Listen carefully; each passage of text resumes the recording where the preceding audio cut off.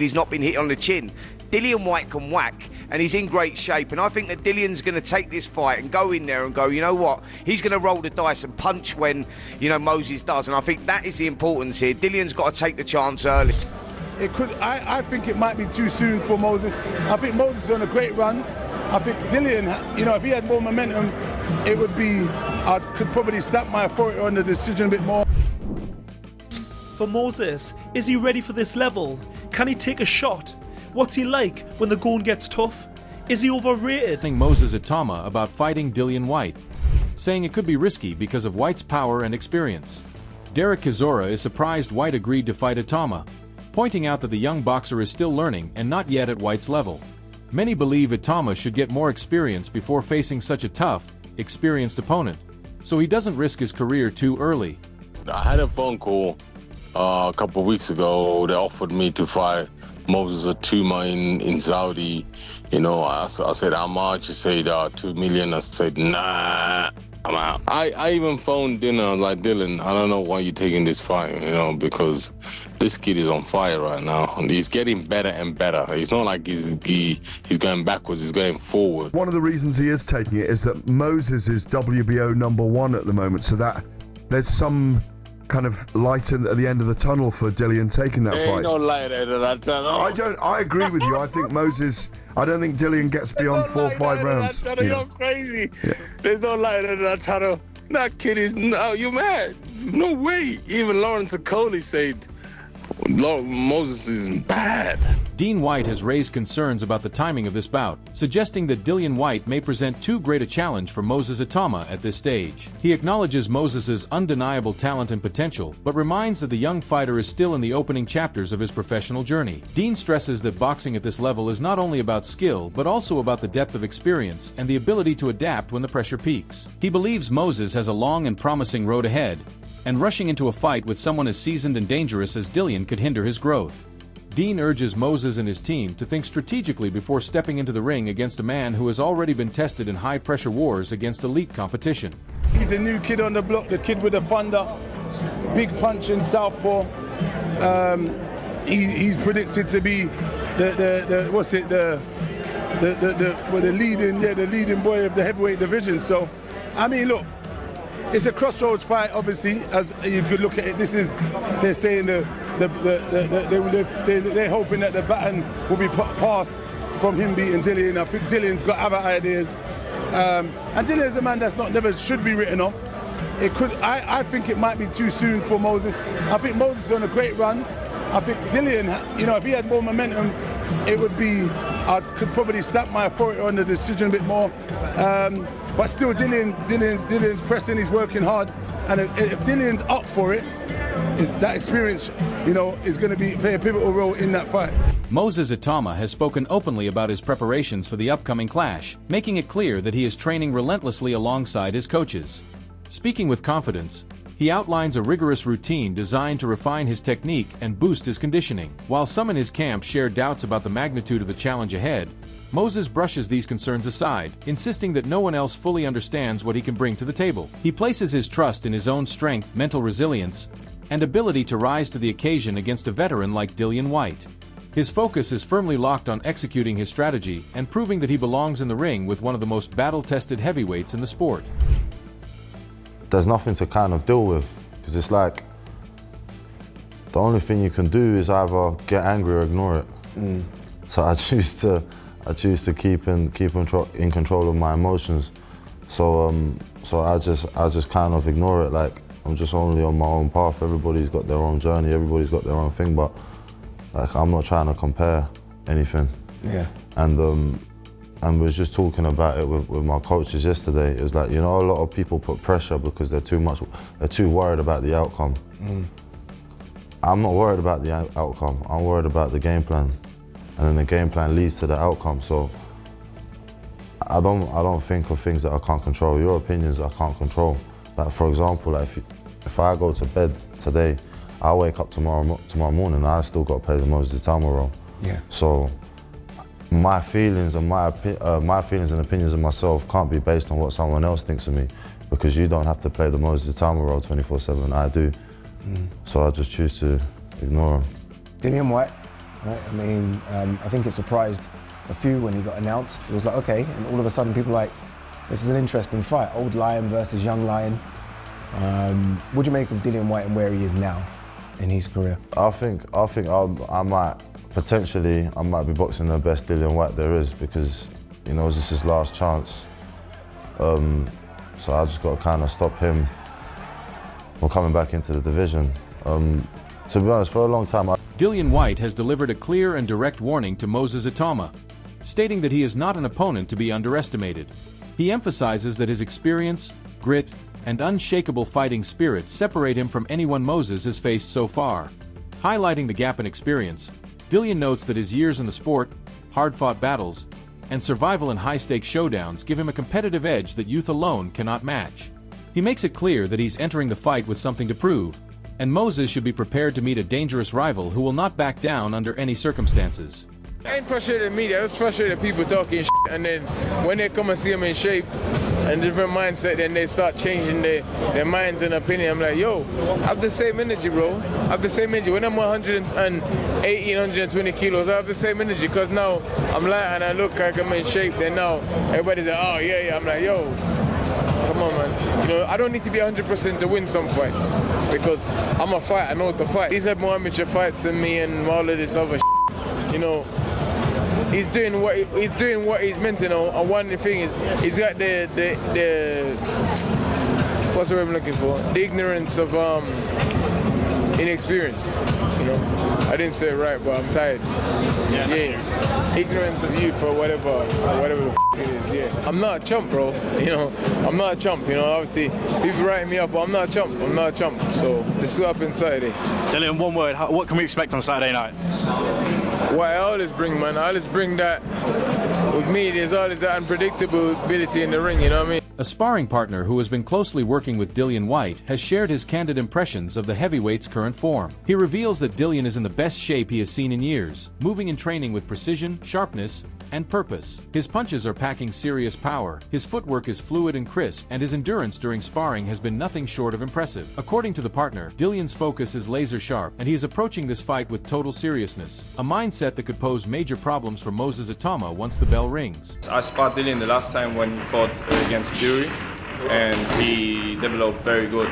Like, he's in good shape for his upcoming fight against Itauma. He's in great shape. Boxing experts agree that Moses Itauma displays maturity far beyond his years, both inside and outside the ring. They commend his polished skill set, strict discipline, and the invaluable experience he's gained from over 20 amateur bouts and countless sparring sessions. Still, they caution that this upcoming fight marks a significant leap in competition. Stepping in against Dillian Whyte means facing a man who has shared the ring with world champions and elite contenders. This jump in class will challenge not only Moses's technical abilities, but also his mental toughness, adaptability, and composure under the spotlight against a seasoned and dangerous veteran. You know, Itauma only had about 20 or so amateur fights. He has done a lot of sparring, but again, sparring is behind closed doors. You're in an environment that you feel comfy in. You're away from the scrutiny of the camera. You're not allowed, strictly speaking, you're not really allowed, and most gyms won't allow you to record a spar. They might show you a glimpse of footage, but you're talking 5 seconds, maybe if even. So he's been kind of away in his own comfort zone. He's fought on big shows as co-main event. I believe him against McKeon was co-main event on Fury USEC 2. But again, he's going in as the firm favourite against the fighter he's expected to beat, and he's the bridesmaid, right? He's fought in the he's fought in the York Hall a couple of times. He's fought low down the card. You know, Itauma's always been that guy. You know, he can learn his craft. He's not strictly, you know, the eyes of the world are on you, etc. Getting bigger, and you know, more people are talking about him, but still, you know, comfy at his own pace. Now his first headline. Bear in mind, Joshua's first headline, I believe, was at the O2 against Gary Cornish. Correct me if I'm wrong on that one, but I know he headlined that night. And this is his first headline, a pay-per-view in Saudi Arabia against Dillian Whyte, and all the media work that comes with it. You did a face-off on Monday, you had the grand arrivals yesterday, you're doing the public workout today, you're doing the press conference tomorrow, you're doing the weigh-in tomorrow, or you're doing the weigh-in on Friday, now you're doing fight night on Saturday. You'll have a press conference most likely after. Lots going on. Lots going on for a young man at 20. How is he taking all that? And that's what I'm wondering. it really, again, you know, you compare him to maybe someone like an Anthony Joshua, and it's like, well, AJ had, you know, all this experience in the amateurs. He had, you know, the Sky, you know, machine behind him and stuff like that, but he was a lot older than Itauma. Again, how old would AJ have been? What, mid to late 20s? 25, 26, thereabouts. So old enough to be, you know, a bit more sturdy in that. It does have me wondering with Itauma. It is a wonder. But personally, I think Itauma, when I look at him, I think that there's something there with this kid. I think he's got an old head on young shoulders. I think that this is the first, look, it's his first time headliner, it's the first pay-per-view, probably will be jitters. Some analysts view this clash as a make-or-break moment for Dillian Whyte. They argue that a defeat to a rising talent like Moses Itauma could effectively close the chapter on his time at boxing's top tier. This looming risk, they believe, makes him even more dangerous, as he will enter the ring with a mix of desperation and determination to secure victory. Dillian knows that a win would re-establish him as a legitimate contender, while a loss would cast serious doubt on his future in the sport.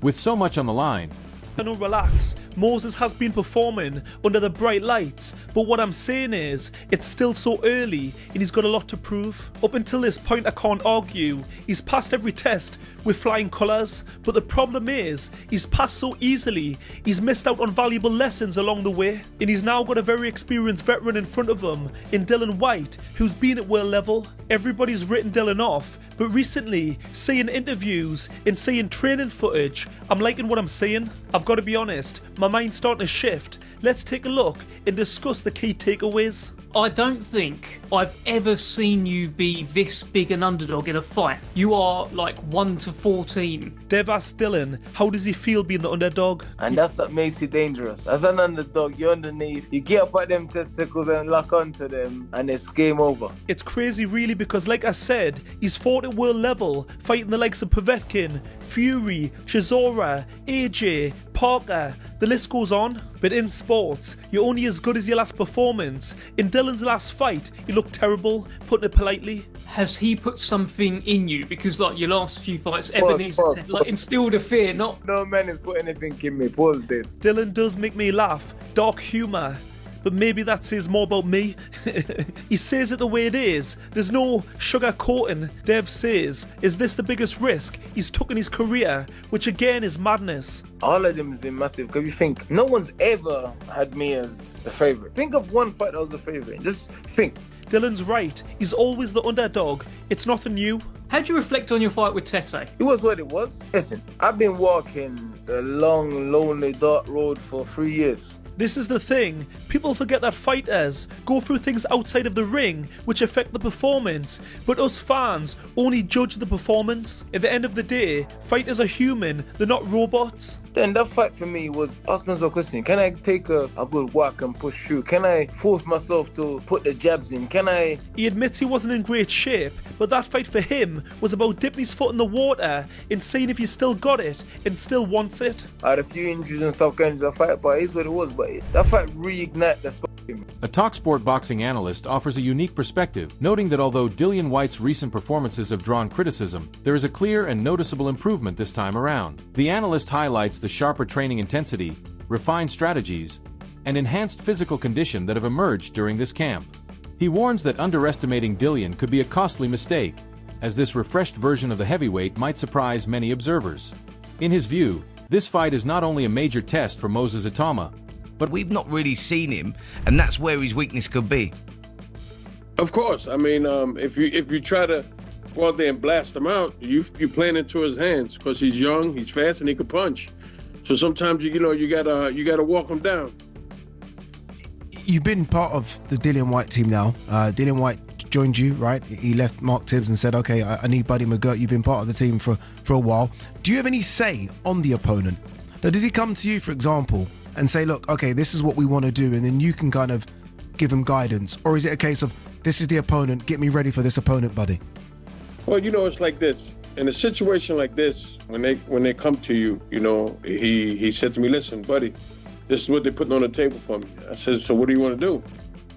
I mean, I don't want to say, yeah, and you're not feeling it. I want to see what you're feeling. And he goes, I got to go for it. So, all right, let's go. We're a team, so if that's what we got to do, that's what we got to do. I mean, if we got to go through this hailstorm to get to the other side of the we got to do what we got to do.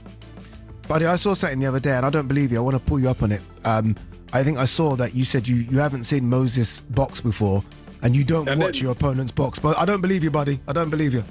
I swear to you. I will not lie to you. Analyst Ade Oladipo takes a close look at Dillian Whyte's transformation ahead of this fight, seeing a fighter who appears both physically and mentally rejuvenated.